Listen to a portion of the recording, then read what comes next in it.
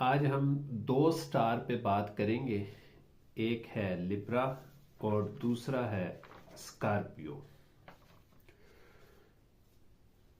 Libra जो इस हफ्ते में उसको ज़रूरत से ज़्यादा खाने की ज़रूरत नहीं है।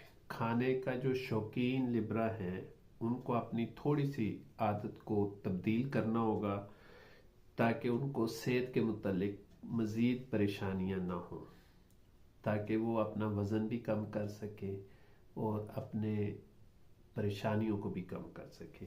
इसके अलावा आपको खुद को भी फिट और मजबूत रखने के लिए बाकायदगी से वर्जिश करने का मशवरा देते हैं।